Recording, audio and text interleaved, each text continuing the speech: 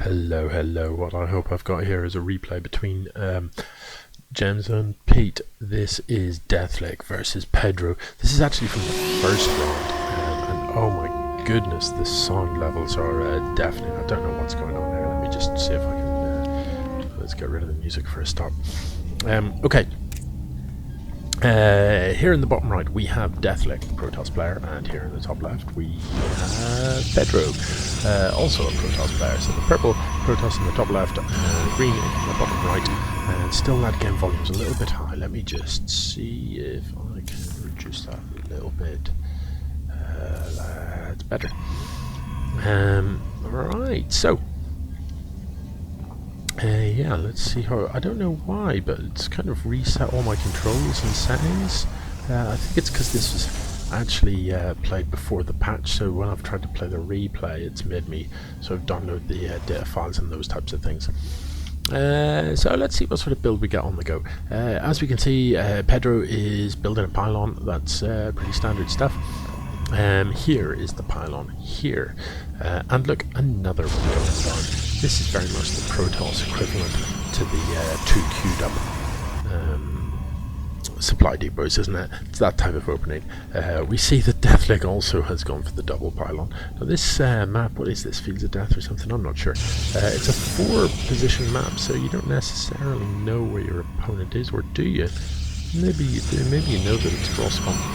Anyway, pretty weird openings from both players, both going double pylon before gateway. On a map like this, look at the size of this map. It's literally enormous. Look, that's how far you've got to walk to get across this map. It's huge.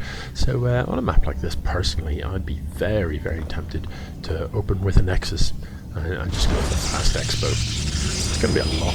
Nobody's coming at you in the first couple of minutes, are they, on a map like this? So you should be able to establish you should be able to throw down and expand first and establish a reasonable defense before anything comes your way. Deathlake has got the Forge coming down. You know, and the Forge is a great defensive thing, isn't it? Because you can throw down a Forge, you can throw down a couple of pylons and that type of thing. Oh, look at this! Look at this! The sneaky pylon up here in the top right. Has Pedro seen this? I don't know. Let's find out. Has Pedro seen this? Yeah, he can totally see it as well within his vision range. He's going to be attacking it with this one worker here. That's going to take a while, so a little bit slow to pull the workers to attack this pylon. But as far as I can tell, Deathlake has he's disappeared, hasn't he? He's not there, so he isn't going to be dropping any cannon anytime soon. Maybe this worker is going to come back up and pop a cannon, but this pylon's already taken significant damage. It's already down to essentially half health. Really, it does have regenerating shields, but those shields have disappeared to an extent. So, not really sure what the purpose of this pylon was. Maybe just a bit of a distraction. Has it distracted Pedro? Let's find out. Let's take a quick peek at the APMs. I'm going to say yes, it has. He's just watching these two workers go to town on this pylon, just watching them.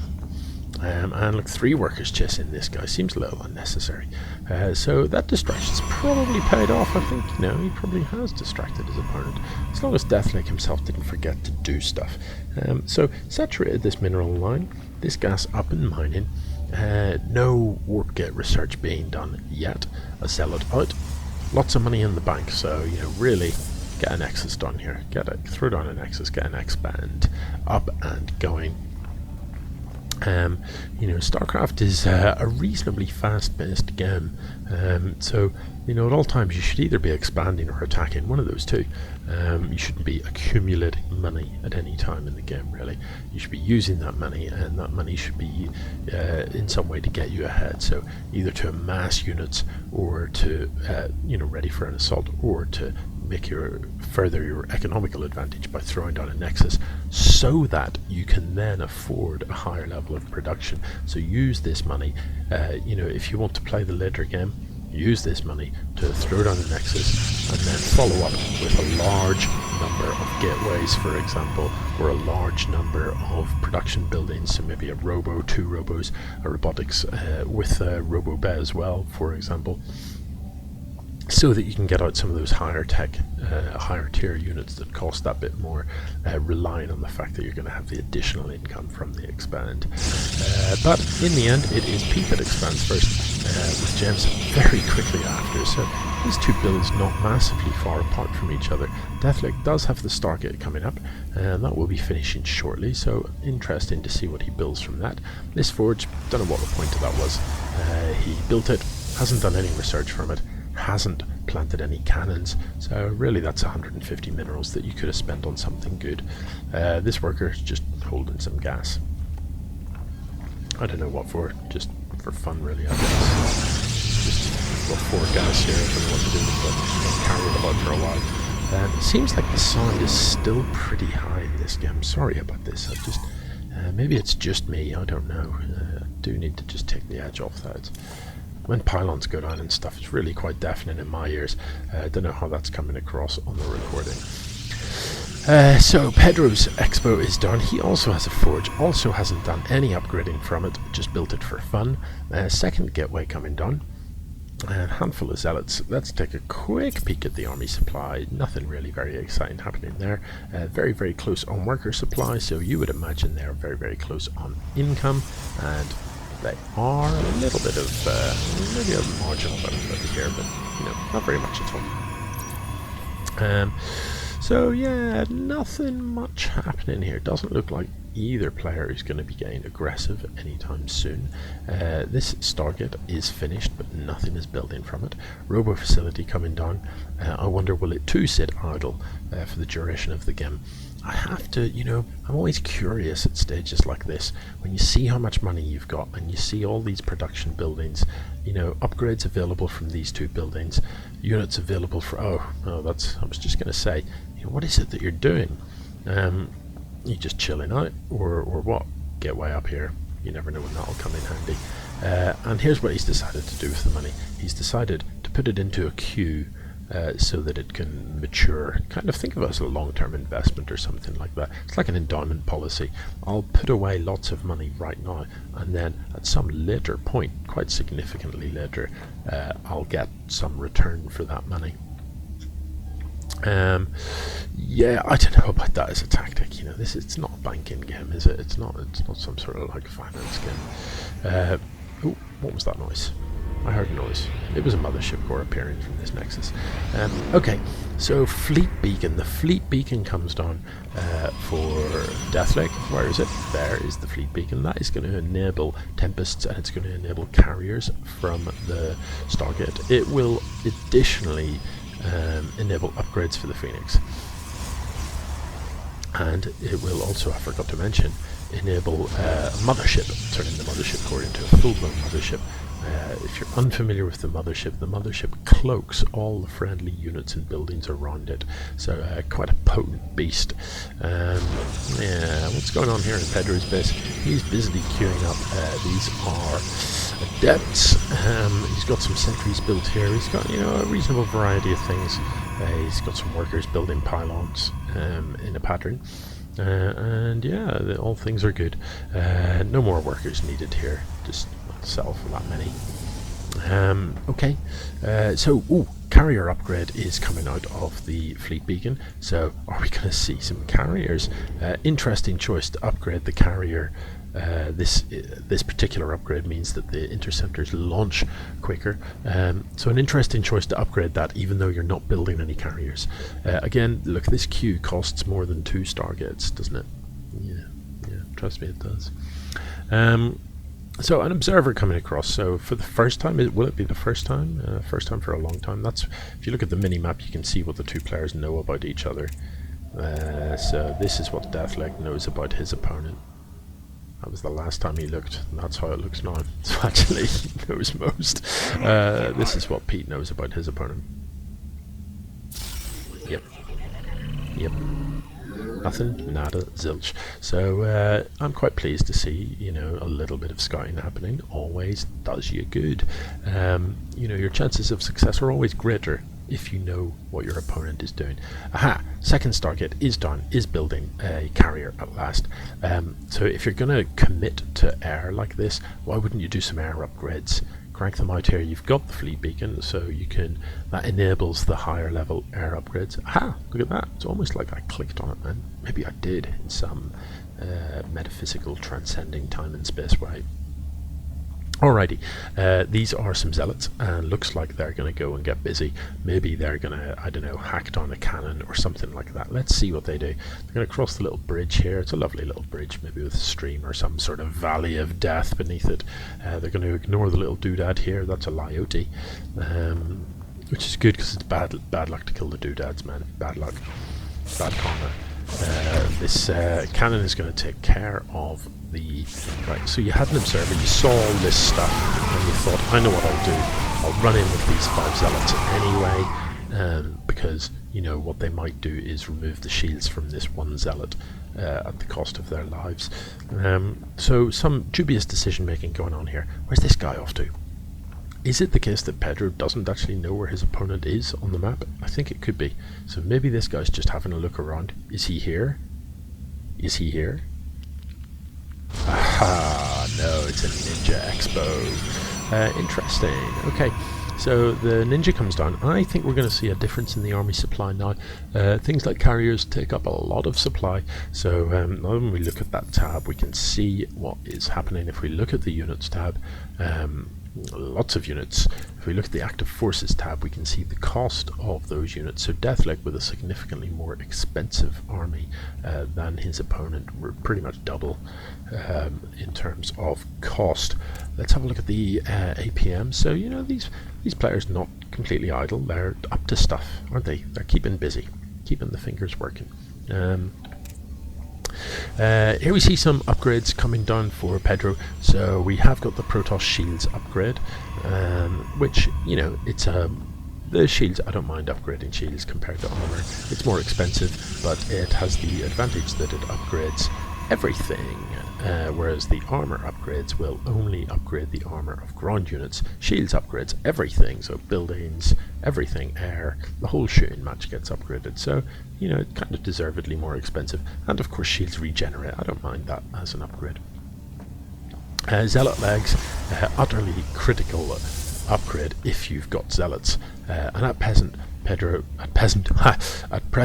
has these 2 zealots. So, you know, I don't know about the value of that particular upgrade. If you're going to upgrade something from the Twilight, why wouldn't you upgrade Blink? You have more stalkers, or why not simply queue up all the damn upgrades, so that in due course you've got all damn upgrades. Look at this, Pedro with the ninja down in the bottom left as well. So, you know, while I do like a ninja expand, you've got to question what these are for. Up here in the top right we can see that, you know, Pedro's harbouring 3,000 minerals and almost 2,000 gas. Do you need more income? Do you need more income? I'm thinking, not really. You've got plenty of money. Just spend that money and you'll be in good shape. Dark Shrine finishes up for Pedro, so presumably we're about to see some Dark Templars just as soon as this gateway has churned through its queue of adepts. And this one through its queue of sentries. Maybe we'll see some stuff. I shouldn't be too critical, at least there is stuff building. Meanwhile over here, look, the mothership is finished and everything looks a bit spooky and weird. Yeah, so we've got like this sort of these see-through things. The weird buildings just look weird cloaked, don't they? Let's have a closer look at this cloaked nexus. Just looks weird, doesn't it? It's just odd looking, but anyway, so you can see as that mothership core moves across, everything near it is cloaked. You do have to be a little bit careful about the way your units path. You can see that these stalkers have separated out, and you know, if you meet your opponent's army in the middle of the map, the last thing you want is for your own army to be in 2 halves. So, you know, care is best to be taken. You have got an observer here, you can scout out a path with that. Should you find yourself building carriers, something important to note, carriers need interceptors to fight. So the carrier itself doesn't shoot, it launches little interceptors that do the shooting for it. Those interceptors need to be replaced if they die, and a carrier spawns with 4 interceptors. However, it has cargo space, if you like, for 8 interceptors. So the trick to building interceptors is to right click the little interceptor tab down here, rather than building them one at a time. If you right click it, that auto casts interceptor production. Why this weird offset nexus over here? that autocasts interceptor production, which means that carriers will just automatically build those interceptors until they are full, and if they lose any, they will replace them. These Phoenix not doing much, just hanging out and getting shot. So here comes an engagement. Looks to me, Pete, like you don't really have enough that shoots up. Did you build any DTs in the end? I don't think they ever came out, did they? So you'll deal with this ground army handily enough. You need to pop the Guardian Shields from these sentries to make them in any way useful. That will give you some protection against these missile attacks, but you don't have enough stuff that shoots up in the air, so you're going to be in trouble. These Adepts are of no use to you against this air army, so you might as well A-click them across the map and see if they get anything done on the other side of the map. Here we can see the carriers, interceptors flying about, doing damage all over the show. This carrier, he's down to just what the 1 interceptor is it? This one has 3, so that's the importance of auto-casting that, so that they get replaced as they're killed. But look, Pedro has lost all of his units that shoot up, so these Tempests can now just rain down carnage upon everything beneath them, and they will. These Void Rays, the Tempests, the carriers are going to make short work of these buildings. These unfortunate Adepts simply have to look on as their base is dismantled. Yeah, and occasionally run away from the interceptors that are bugging them, which is very disappointing life for an Adept, isn't it? You know, you did all that training, you learned how to phase through the shadows and all that sort of business, only to be shot at by things in the air that you can't shoot back at. They can kill this stalker, however. There you go, that's a small win, isn't it? Kill that guy as well. Yeah, good and dead. So they're going to march off across the map to see what they can see. Unfortunately, as they do that, this base is going to die. Is Pedro rebuilding over here? Look at the amount of money he has. You know, if you're sensible, Pedro, given that your opponent doesn't know about either of these bases, with a worker, look at that, 1,000 minerals, just bum bum bum bum bum bum bum. I'd be slapping down maybe 20 gateways.